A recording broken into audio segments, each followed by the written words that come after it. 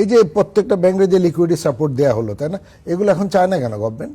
যে এগুলোর মানে জবাব দেওয়া আমাদেরকে, তাই না? কেন আমার কাছ থেকে টাকাগুলো নিলে তোমরা লিকুইডিটি কতটুকু ইমপ্রুভ করলা? সরকারি টাকা দিয়ে আপনি প্রাইভেট ব্যাংক কেন বাজাতে যাবেন?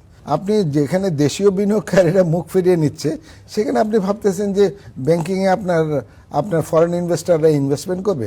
যে ওরা দেখবে না, ওরা তো সব মানে আপনার পুরো এনভায়রনমেন্টে দেখবে 62টা ব্যাংক, আনএথিক্যাল কম্পিটিশন, কোনো ব্যাংকের অবস্থায় ভালো না, উপরের দিকে 2-3টা ব্যাংক বাদ দিয়ে এইরকম অবস্থায় বিদেশি বিনিয়োগকারী আসবে, এটা আমি বিশ্বাস করি না। তাহলে সম্মিলিত ইসলামী ব্যাংকের যারা না, আমরা প্রথম থেকে মানা করেছিলাম যে বরঞ্চ আমরা যা চেয়েছিলাম সেগুলোতে কিছু হয়নি। আমরা ভেবেছিলাম যে ইন্টারিম গভর্নমেন্ট যে একটা পলিসি নিয়েছে, এটা বর্তমান আপনার পলিটিক্যাল গভর্নমেন্ট এটা একটু রিভিউ করে তারপরে যার ব্যাংকের দায়িত্ব তার ব্যাংকের কাছে দেবে। দরকার হলে তাদের একটা নির্দিষ্ট সময় ঠিক করে দিবে যে তোমরা 1 বছর বা 1.5 বছর বা 6 মাসের মধ্যে তোমরা ঘুরে দাঁড়ানোর চেষ্টা করো।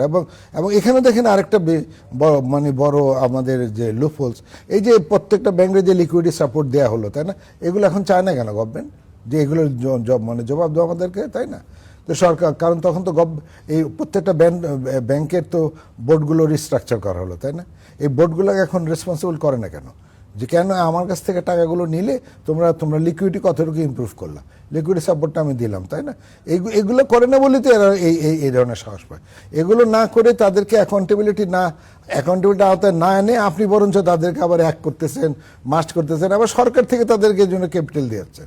এইটা আমার সবচেয়ে বড় একটা বিরোধিতা, যে সরকারি টাকা দিয়ে আপনি প্রাইভেট ব্যাংক কেন বাজাতে যাবেন? আর তারা তো চায় নাই আপনি তাদেরকে এভাবে বাঁচান, তাই না?